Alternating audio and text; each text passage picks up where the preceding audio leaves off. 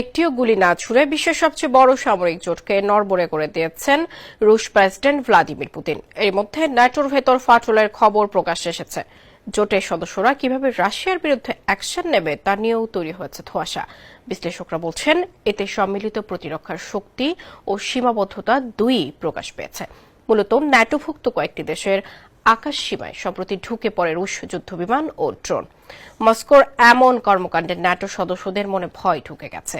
এতেই নিজেদের মধ্যে অন্তর্কোন্দল তৈরি হয়েছে।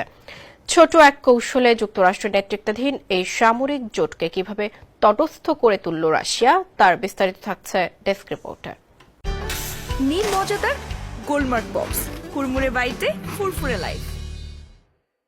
রোমানিয়া, এস্তোনিয়া কিংবা পোল্যান্ডের মতো নেটোভুক্ত দেশের আকাশসীমা বারবার লঙ্ঘন করছে রাশিয়ার যুদ্ধবিমান কিংবা ড্রোন। এতেই নেটোর ভেতর ফাটল স্পষ্ট হয়ে উঠেছে।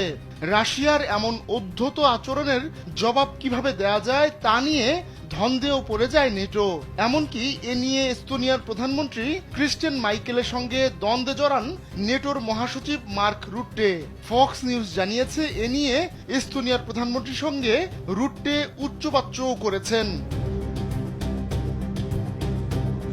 সমস্যাটা তাহলে বাঁধল কোথায়? আসলে নিজের নিরাপত্তা নিয়ে শঙ্কায় পড়ে গেছে এস্তোনিয়া। তাই এ নিয়ে নেটোর ফোরামে আলোচনার প্রস্তাব দিয়েছিল দেশটি। এতেই চটেছেন রুট্টে।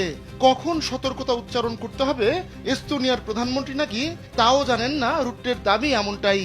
নেটো মহাসচিব বলছেন, রাশিয়া প্রতিবারই ড্রোন, যুদ্ধবিমান, সাইবার আক্রমণ বা অন্য যে কোনো উপায়ে সংস্থাটির অন্য সদস্য রাষ্ট্রের সার্বভৌমত্ব লঙ্ঘন করলে, আর্টিকেল 4 উত্থাপন করলে এটি গুরুত্ব হারাবে।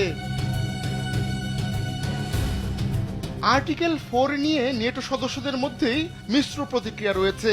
এ বিষয়ে লিথুয়ানিয়ার একজন এমপি ও নেটোর সাবেক সহকারী মহাসচিব গিড্রিমাস জেজলিনস্কাস বলেছেন, আর্টিকেল 4 কেবল একটি সংকেত নয়, কি ঘটেছে সে ব্যাপারেও আমরা নোট নিচ্ছি। তার ভাষায় বারবার এই আর্টিকেল ধরে আলোচনার চেষ্টা আসলে নেটোকে দুর্বল করবে। কারণ নেটো রাষ্ট্রগুলো রাশিয়ার আগ্রাসনের বিরুদ্ধে সত্যিকার অর্থে কিছু করতে পারছে না।